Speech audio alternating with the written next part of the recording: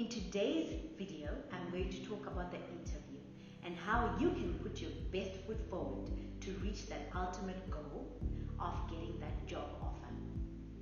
Now, one of my husband's favorite monologues is from a movie called Any Given Sunday. And in that movie, Al Pacino plays an aging coach who coaches an American football team.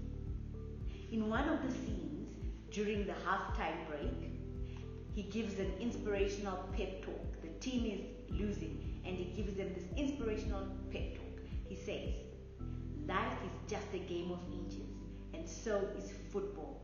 In either game, life or football, the margin of error is so small." And this goes also for your job search and for a career development. The margin of error is so small that any single inch that you give, any good thing, any bad thing that you do has a significant impact. My name is Batje, and I'm a certified professional career coach, founder for HUMA, an organization that provides career management solutions to humanitarians and career management tools for humanitarian organizations. I have over 15 years experience in the human resources world. I've worked in the Caribbean, I've worked in the United States, I've worked in Africa. And in all those years working in human resources globally, I have conducted so many interviews that I've lost count. I'm going to share with you some tips today on how you can gain that 1 inch that can make a difference between you getting the job offer and not getting the job offer. Now, what is the goal of an interview? Let's talk a little bit about that before I give you the tips. You've submitted your resume, and the resume clearly identifies your skills, it clearly identifies your strengths, and it clearly says, "I am the best person for this job." Why don't they just give you the job offer based on the resume? Now, the interview is a dance. The interview gives you the opportunity and gives the employer the opportunity to see if you'll click, to see if your personality, your character, if you will click with the organization, and also for you to see if the organization is where you want to work, to see if the culture, to see if the job is a place where you want to work. So it's a dance, it's a two-way process.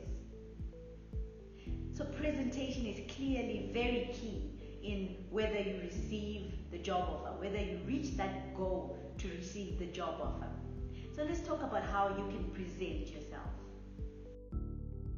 The first tip is gear up. That's right, dress for success. You need to dress appropriately for the job. It will depend if you are applying for a field position, it will depend if you're applying for corporate position. It really depends, but you need to dress appropriately. Never too underdressed. You don't want to go to an interview wearing a t-shirt, for instance. So you need to pay particular attention of how you dress. And dress for success is a topic for another day where we can go into the details of what's appropriate for which particular job. But you clearly want to make an impression. You clearly want to look groomed. So groom, gear up. That's the first tip. The second tip is, on time. Be on time. In today's world where most of the interviews are being conducted online, there is a little issue called time difference.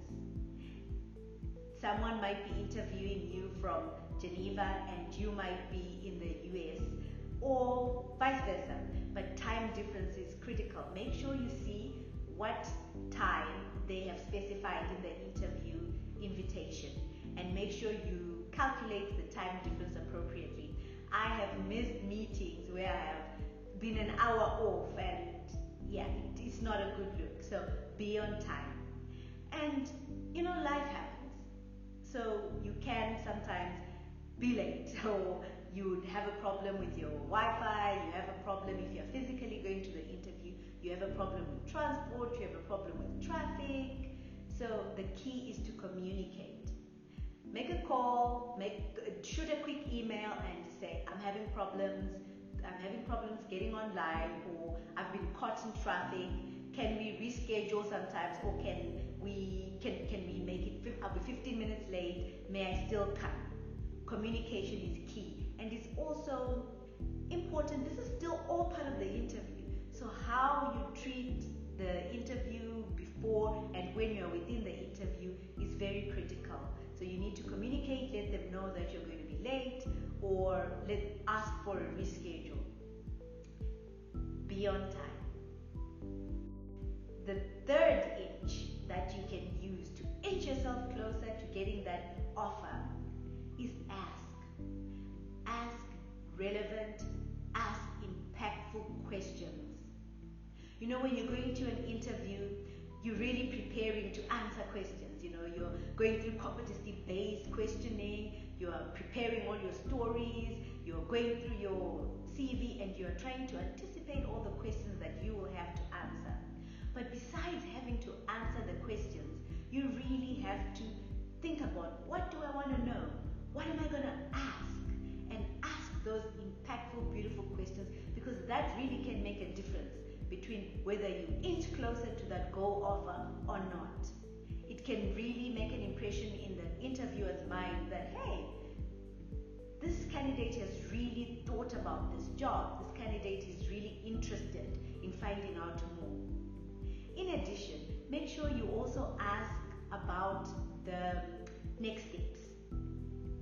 You want to be prepared for what the next steps are. So ask, what the next steps are, so that you know how long you'll be waiting, how they're going to contact you to let you know about the interview. Is there going to be another interview? So ask those impactful, beautiful questions. The last tip which you can use to reach that ultimate goal, to receive the goal offer, it seems like a really simple thing, but I feel it's so important. It's a practical thing that you need to do and to practice, and that is listen. Practice active listening. You need to be able to listen and understand the question you are being asked for you to give them the right answer. You have no idea how many interviews I've been in where I've asked a question and just gotten an answer that is totally a tangent to what I've asked, and I'd have to rephrase the question or redirect the question to see if I can get the appropriate answer back. So listen and understand, what is the interviewer asking me, so that you can shine through, give them the skills. Sometimes you don't answer the question, and meanwhile you actually knew what the answer was, and it's your experience, your skills. You have the experience, you have the skills for the question that was answered, but because you didn't listen, you didn't pay enough attention, you don't actually answer the question. So listen so you can answer the question.